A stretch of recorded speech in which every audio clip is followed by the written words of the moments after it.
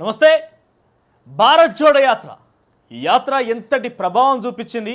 ఈ యాత్ర తర్వాత కాంగ్రెస్ పార్టీ ఎంత మేరకు ఉత్సాహభరితులైపోయి కాంగ్రెస్ కార్యకర్తలు కావచ్చు, నాయకులు కావచ్చు పనిచేశారు, ప్రజలను ఏ మేరకు రాహుల్ గాంధీ ప్రభావితం చేశారో చాలా స్పష్టంగా అర్థమవుతుంది.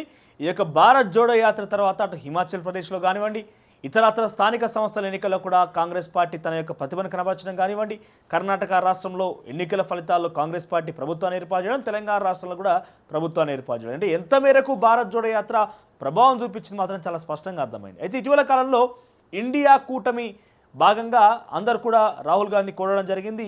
డిసెంబర్ 21 జరిగినటువంటి ఇండియా కూటమిలో భాగంగా ముఖ్యంగా సిడబ్ల్యూసి కాంగ్రెస్ వర్కింగ్ కమిటీ మొత్తం కూడా నిర్ణయం తీసుకొని రాహుల్ గాంధీ భారత్ జోడో యాత్ర సీక్వెల్గా చేపడితే బాగుంటుంది. ఏదైతే మొదట్లో కశ్మీర్ టు కన్యాకుమారి యాత్ర చేపట్ట ఆ తరహాలో యాత్ర కనుక చేస్తే డెఫినెట్గా కాంగ్రెస్ పార్టీకి మరింత ఉత్సాహం వస్తుంది. రానున్నటువంటి పార్లమెంట్ ఎన్నికల్లో కూడా గెలుపు దిశగా పయనించే అవకాశం కూడా ఉంది. అయితే అసెంబ్లీ ఎన్నికల్లో భంగపాటు గురైనటువంటి కాంగ్రెస్ పార్టీ జాతీయంగా ఛత్తీస్గఢ్ రాష్ట్రాన్ని కోల్పోయింది, రాజస్థాన్ రాష్ట్రాన్ని కోల్పోయింది, మధ్యప్రదేశ్ని కోల్పోయింది. ఇక మిజోరంలో అక్కడ ప్రాంతీయ పార్టీలే ఉన్నాయనుకోండి. ఇక తెలంగాణ మాత్రం దక్కించుకున్న తప్ప మిగిలిన 5 రాష్ట్రాల ఎన్నికల్లో కూడా ఇక్కడ 3 రాష్ట్రాల్లో కోల్పోయింది, కేవలం తెలంగాణ మాత్రం దక్కించుకోగలిగింది. ఇటు మధ్యప్రదేశ్లో గతంలో గెలిచిన సందర్భం ఉన్నది. గతంలో ప్రభుత్వం వాళ్ళదే ఏర్పాటు చేసినప్పటికీ ఆ మధ్యప్రదేశ్లో బీజేపీ కొంతమంది వారు ఇల్లీగల్గా ఆ ఎమ్మెల్యేలను పర్చేజ్ చేసి వాళ్ళు కాస్త అక్కడ ప్రభుత్వాన్ని ఏర్పాటు చేసింది బీజేపీ పార్టీ. అరే రాజస్థాన్ విషయానికి వస్తే గత ప్రభుత్వం వాళ్ళదే, ఛత్తీస్గఢ్లో గత ప్రభుత్వం వాళ్ళదే, అంటే 3 స్థానాల్లో కూడా వాళ్ళు సిట్టింగ్ స్థానాన్ని కోల్పోయారు. దీన్ని మరోసారి రిపీట్ కాకుండా జోడో యాత్ర ప్రభావంతో గతంలో ఏ తరహాలో అయితే బూస్టింగ్ ఇచ్చారో ఆ తరహాలోనే రాహుల్ గాంధీ మరోసారి భారత్ జోడో యాత్ర సీక్వెల్గా చేపట్టాలని ఒక యాత్ర కోసం అందరూ కూడా కోరడం జరిగింది. ఇందుకు రాహుల్ గాంధీ కూడా సరైన రీతిలో జవాబు ఇవ్వడం జరిగింది. అంటే ఒక రకంగా చెప్పాలంటే సముఖంగానే ఉన్నారు ఆయన. సో సుముఖంగా ఉన్న తర్వాత ఆయన కాస్త రాహుల్ గాంధీ కూడా భారత్ జోడో యాత్రకి సీక్వెల్గా భారత్ న్యాయ్ యాత్ర చేపట్టబోతున్నారు. మరి దానికి సంబంధించి ఇప్పటికే కేసీ వేణుగోపాల్ ప్రకటించడం జరిగింది. ఒక్కసారి ఆయన ప్రదర్శించి ఆయన యొక్క ఈ న్యాయ యాత్ర వెళ్ళేటువంటి ఈ యొక్క ప్రాంతాల గురించి, జిల్లాల గురించి, రాష్ట్రాల గురించి చెప్పే ప్రయత్నం చేస్తాం. ముందుగా ఆయన ట్విట్టర్ జైరామ్ రమేష్ కాంగ్రెస్ పార్టీకి సంబంధించిన సీనియర్ నాయకులు ఆయన చెప్పిన ట్విట్టర్ ఖాతాలో చూస్తే భారత్ జోడో యాత్ర కే బాద్ కాంగ్రెస్ పార్టీకే నేతృత్వమే భారత్ న్యాయ యాత్ర నికలా వాలి హై. అంటే భారత్ జోడో యాత్రకు సీక్వెల్గా భారత్ న్యాయ యాత్ర చేపట్టబోతున్నాం. జనవరి 14 నుంచి మార్చి 20 వరకు 6200 కిలోమీటర్ల లంబీ భారత్ న్యాయ యాత్ర 14 राज्यों में 14 స్టేట్స్లో 85 जिला में అంటే 85 జిల్లాల్లో यह यात्रा मणिपुर, नागालैंड, असम, मेघालय, पश्चिम बंगाल, बिहार, झारखंड, ओडिशा, छत्तीसगढ़, उत्तर प्रदेश, मध्य प्रदेश, राजस्थान, गुजरात और महाराष्ट्र से होकर गुजरेगी. అంటే ఇక్కడ చివరిగా మహారాష్ట్రలో ఎండ్ అవుతుంది, మణిపూర్లో ప్రారంభమవుతుంది. మణిపూర్లో ప్రారంభమై ముంబై, మహారాష్ట్రలో ఎండ్ అవుతుంది. ఇక భారత్ జోడో యాత్ర కే దౌరాన్ రాహుల్ గాంధీనే 3 ముద్రే ఉఠాయే थे. అంటే రాహుల్ గాంధీ భారత్ జోడో యాత్రలో 3 అంశాలపై ప్రధానంగా ఆయన సంఘటితం చేసిన ప్రయత్నం చేసి దాంట్లో ఆర్థిక విషమత అంటే ఆర్థిక పరమైనటువంటి అంశాల మీద ఆయన మాట్లాడడం జరిగింది. దాని గురించి ఒక ప్రత్యేకమైనటువంటి కార్యాచరణ తీసుకోవడం జరిగింది. ఆ తర్వాత సామాజిక ధృవీకరణ, సామాజికంగా న్యాయం కోసం ఆయన మాట్లాడడం జరిగింది. ఆ తర్వాత రాజనీతి తానాషాహి, రాజనీతి గురించి కంటే రాజకీయంగా అంశాల మీద, రాజకీయంగా జరుగుతున్న కుట్రల మీద కూడా ఆయన మాట్లాడడం జరిగింది. అయితే ప్రస్తుతం అబ్ షురూ హోనే జాయే రహీ భారత్ న్యాయ యాత్ర, ఇది జోడో యాత్రలో జరిగినటువంటి అంశాలు. ఆ తర్వాత మరి ఇప్పుడు భారత్ న్యాయ యాత్రలో ఏం చేయబోతున్నారంటే ఆర్థిక న్యాయం, ఆర్థికపరమైనటువంటి న్యాయం కోసం, సామాజిక న్యాయం, సమాజంలో ఉన్నటువంటి సమతుల్యతను పెంచడం కోసం, సమాజంలో న్యాయం కోసం, ఆ తర్వాత రాజనీతి, రాజకీయపరమైన న్యాయం కోసం, ఆ తర్వాత ఈ యొక్క 3 అంశాల మీద రాహుల్ గాంధీ న్యాయ యాత్ర చేపట్టబోతున్నారు. అయితే ఇస్కా ఉద్దేశ్ లోక్తంత్రిక బచానే కే లియే, ప్రజాస్వామ్యాన్ని కాపాడడం కోసం, సంవిధాన్ కో బచానే కే లియే, రాజ్యాంగాన్ని కాపాడడం కోసం, ఔర్ మహంగాయి ఔర్ బేరోజ్గారీ, నిరుద్యోగతను, ఆ తర్వాత ఉన్నటువంటి అసమానతలను తొలగించడం కోసం, వాటి దృశ్యంలో రాహుల్ గాంధీ న్యాయ యాత్ర చేపట్టబోతున్నారు.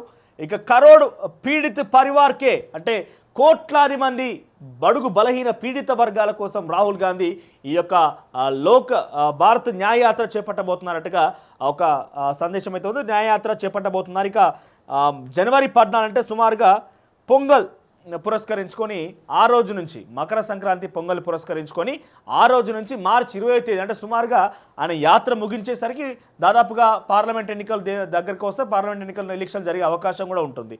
అంటే 6,500 కిలోమీటర్ 200 కిలోమీటర్ గతంలో చూస్తే 150 రోజుల్లో 4,080 కిలోమీటర్లు. ఇది భారత్ జోడో యాత్ర 150 రోజుల్లో 4,080 కిలోమీటర్లు కశ్మీర్ టు కన్యాకుమారి పాదయాత్ర చేశారు. ఆయన పాదయాత్ర చేశారు. కానీ ఈసారి ఈ భారత న్యాయ యాత్ర ఏదైతే ఉందో ఈ భారత న్యాయ యాత్రలో కేవలం ఈ పాదయాత్రే కాదు, పాదయాత్ర బస్సు యాత్ర రెండు కలగలిపి ఉంటాయి. దానికి 65 రోజుల్లో అంటే సుమారుగా 65 రోజుల్లో 6,200 కిలోమీటర్ల యాత్ర. దీంట్లో పాదయాత్రతో పాటుగా బస్సు యాత్ర అంటే ఒక రోజుకి 100 కిలోమీటర్లు ఆయన ప్రయాణించాల్సి ఉంటుంది. ఒక రోజుకి 100 కిలోమీటర్లు ప్రయాణించాల్సి ఉంటుంది. 65 రోజుల్లో 6,200 కిలోమీటర్ల పాదయాత్రలో భాగంగా ఆయన బస్సు యాత్ర పాదయాత్ర రెండు కలగలిపి ఉంటాయంటే కూడా చెప్తున్నారు. ఒకసారి ఆ టూర్ ప్లాన్ చూద్దాం. ముందుగా ఆయన భారత్ జోడో యాత్ర 1 ఏదైతే చేపట్టిండో భారత్ జోడో యాత్ర గురించి చూస్తే కనుక ఆయన కన్యాకుమారిలో ప్రారంభించారు, తమిళనాడులో. ఇక్కడ ప్రారంభించి సుమారుగా ఇక్కడ చూస్తే 4,080 కిలోమీటర్లు 150 రోజులు 480 కిలోమీటర్లు కన్యాకుమారి నుంచి మొదలుకుంటే ఇటు కేరళ మీదుగా కర్ణాటక నుంచి కేరళ నుంచి ఆ తర్వాత తమిళనాడు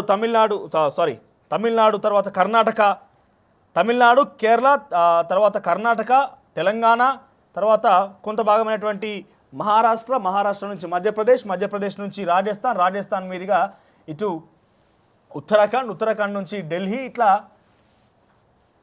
సుదీర్ఘమైనటువంటి 150 రోజుల పాటుగా 4,080 కిలోమీటర్ల పాదయాత్ర చేసిండు. ఈ ప్రభావంతో ఏమైంది, ఇటు కర్ణాటకను కైవసం చేసుకున్నారు, ఇటు తెలంగాణ కైవసం అయిపోయింది, వాళ్ళ ఖాతాలోకి వచ్చేసింది, ఇటు పోతే ఇక్కడ హిమాచల్ ప్రదేశ్ కూడా వాళ్ళ ఖాతాలోకి వచ్చేసింది.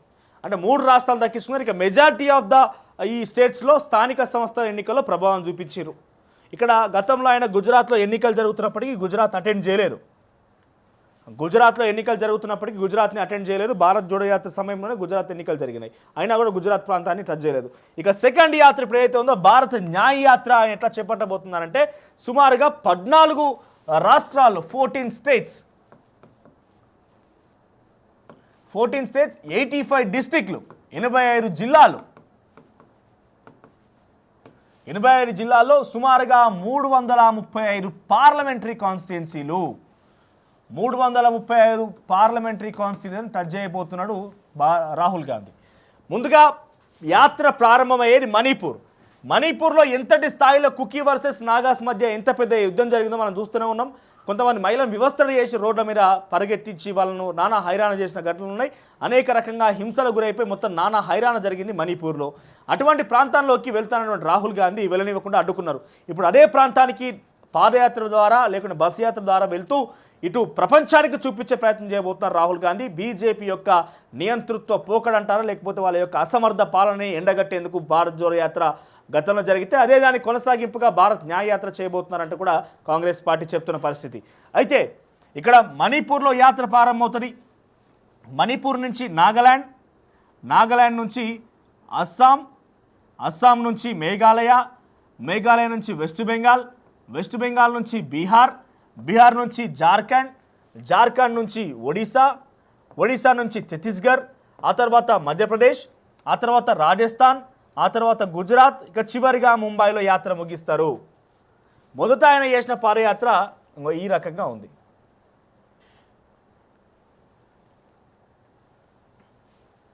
మొదటి పాదయాత్ర ఇది జోడో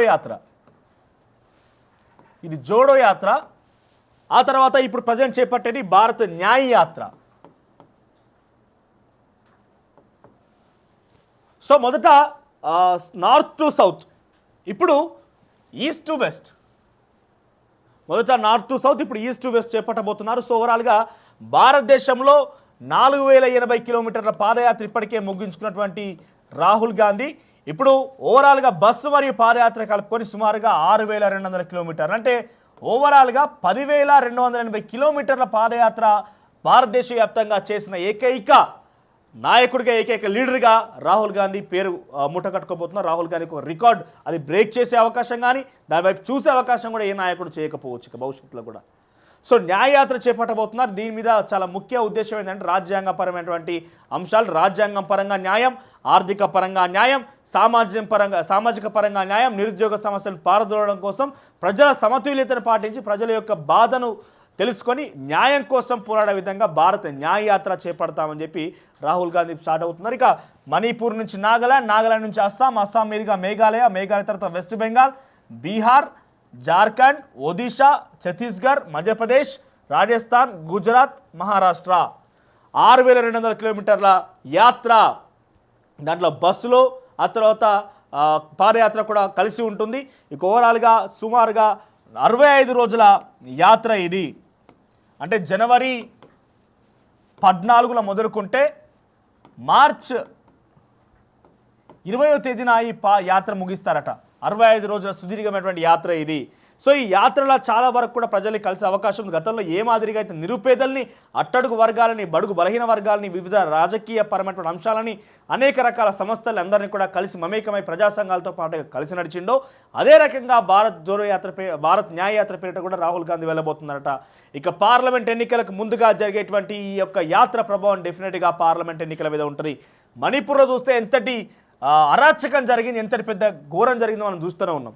ఆ తర్వాత ఇతర రాష్ట్రాలకు కూడా ఇక్కడ మనం చూస్తే బీహార్లో బీజేపీ వ్యతిరేక ప్రభుత్వం, జార్ఖండ్లో బీజేపీ వ్యతిరేక ప్రభుత్వం, ఒడిశా విషయానికి వస్తే కొన్ని సానుకూలంగా ఉన్నప్పటికీ ఛత్తీస్గఢ్లో బీజేపీ, మధ్యప్రదేశ్లో ప్రస్తుతం బీజేపీ, రాజస్థాన్లో బీజేపీ, గుజరాత్లో బీజేపీ, మహారాష్ట్రలో బీజేపీ సంకీర్ణ ప్రభుత్వం. అంటే బీజేపీ పాలిత ప్రాంతాల్లో నుంచి తన సత్తా చాటుతూ వెళ్తూ అక్కడ తన ప్రభావం చూపించేందుకు రాహుల్ గాంధీ ప్లాన్ చేస్తున్నారు. సో ఇక్కడ మహారాష్ట్రలో ప్రస్తుతం బీజేపీ సంకీర్ణ ప్రభుత్వం, అక్కడ కాంగ్రెస్, శివసేన ఉన్నటువంటి పార్టీని కాస్త పక్కకి నెట్టి బీజేపీ సర్కార్ ఏర్పడింది. ఇక గుజరాత్లో బీజేపీ ఆల్రెడీ వాళ్ళకు మొదటి నుంచి కలిసి వచ్చిన అంశం. ఇక రాజస్థాన్లో కూడా కాంగ్రెస్ పార్టీని పక్కన పెట్టి బీజేపీకి పట్టం కట్టారు జనం. ఇక మధ్యప్రదేశ్లో సేమ్ సిచ్యువేషన్, కాంగ్రెస్ని పక్కకు జరిపి బీజేపీకి అండగా నిలిచిరు. ఛత్తీస్గఢ్లో అదే పరిస్థితి. ఒడిశాలో బీజేపీకి సంబంధించి సపోర్టివ్ గవర్నమెంటే ఉన్నది. జార్ఖండ్లో బీజేపీ యాంటీ, బీహార్లో బీజేపీ యాంటీ, వెస్ట్ బెంగాల్లో కూడా బీజేపీ యాంటీ గవర్నెన్స్ ఉంది. ఇక మేఘాలయలో కూడా అక్కడ ప్రాంతీయ పార్టీకి సంబంధించి బీజేపీ సపోర్టివ్గానే, తర్వాత నాగాలాండ్లో బీజేపీ సపోర్టివ్గానే, తర్వాత మణిపూర్లో కూడా బీజేపీ సపోర్టివ్గానే. అంటే ఎక్కువగా మెజార్టీగా చూస్తే కేవలం జార్ఖండ్, బీహార్ తప్ప మిగిలినవన్నీ కూడా వెస్ట్ బెంగాల్, ఈ 3 రాష్ట్రాలు తప్ప 14 రాష్ట్రాల్లో 11 రాష్ట్రాలు బీజేపీకి సపోర్టివ్ గవర్నమెంట్స్ ఉన్నటువంటి రాష్ట్రాలు, లేకుంటే బీజేపీ గవర్నెన్స్ ఉన్నటువంటి రాష్ట్రాలే. సో ఆ రాష్ట్రాల్లో వెళ్ళి అక్కడ ప్రజల సమస్యలు తెలుసుకొని ఇటు జాతీయంగా కాంగ్రెస్ పార్టీ బలోపేతం కోసం భారత్ న్యాయ యాత్ర, అంటే గతంలో కూడా కాంగ్రెస్ పార్టీ జెండాలు కనిపించలే మనకు ఆ యాత్రలో. కేవలం ఆయన పట్టుకొని వెళ్ళింది జాతీయ జెండాను పట్టుకొని వెళ్ళారు. చివరి వరకు కూడా జాతీయ జెండాతోనే ఉన్నారు. ఏ ఒక్కరోజు కూడా మధ్యలో కండువా వేసుకున్న దాఖలా గుళ్ళే. ఒక దీక్ష పూడినట్టుగా భారత స్వాతంత్ర్యం కోసం సమరయోధులు ఏ రకంగా కష్టపడ్డారని చెప్పి మన చరిత్రలో పుస్తకాలు చదువుకుంటాం కదా, ఆ రకంగానే ఒక దీక్ష పూడినట్టుగా ఎటువంటి కండువాలు లేకుండా, ఎటువంటి రాజకీయ అంశాలు లేకుండా చాలా సూటిగా చేయాల్సింది చేసేసిండు భారత్ జోడో యాత్రలో. ఇప్పుడు భారత్ న్యాయ యాత్ర కూడా ఆ రకంగానే కొనసాగే అవకాశం ఉంది. సుమారుగా 335 పార్లమెంటరీ కాన్స్టిట్యున్సీలని, 14 రాష్ట్రాలని, 85 జిల్లాలని టచ్ చేయబోతున్నారు రాహుల్ గాంధీ. ఇక దానిలో చాలా కీలకంగా ఉండబోతుంది. ఇక ఉత్తరప్రదేశ్ కూడా టచ్ చేస్తారు. మధ్యప్రదేశ్ తర్వాత ఉత్తరప్రదేశ్, ఉత్తరప్రదేశ్ తర్వాత రాజస్థాన్, రాజస్థాన్ తర్వాత గుజరాత్, గుజరాత్ తర్వాత మహారాష్ట్ర. ఇక ఇట్లా 14 రాష్ట్రాలు అవుతాయి. ఇక 80 పార్లమెంటు స్థానాలు ఉత్తరప్రదేశ్లో, 2 స్థానాలు మణిపూర్లో, 1 స్థానం నాగాలాండ్లో. ఇట్లా చూసుకుంటూ పోతే 335 పార్లమెంటరీ కాన్స్టిట్యున్సీని టచ్ చేస్తూ రాహుల్ గాంధీ తన పాదయాత్ర లేదా బస్ యాత్ర చేపట్టబోతున్నారు. ఇక కాంగ్రెస్ పార్టీలో ఒక నూతన ఉత్సాహం అని చెప్పొచ్చు. ఇటు పార్లమెంట్ ఎన్నికల మీద కూడా డెఫినెట్గా రాహుల్ గాంధీ ప్రభావం పడే అవకాశం ఉన్నది. మరి ఎంత మేరకు ఈ యొక్క న్యాయయాత్ర పార్లమెంట్ ఎన్నికల దిశగా, లేదంటే రాహుల్ గాంధీకి సంబంధించి ఆయన చేపడుతున్న యాత్ర గతంలో ఏ ప్రభావం చూపిందో ఆ ప్రభావం చూపే అవకాశం ఉంటుందా లేదా మాత్రం చూడాల్సింది. ఓవరాల్గా రాహుల్ గాంధీ న్యాయ యాత్ర అంటూ జనవరి 14న ప్రారంభించబోతున్నారు. దీని గురించి చాలా పెద్ద ఎత్తున ఇటు రాష్ట్ర వ్యాప్తంగా, ఇటు జాతీయంగా కూడా చర్చ జరుగుతోంది.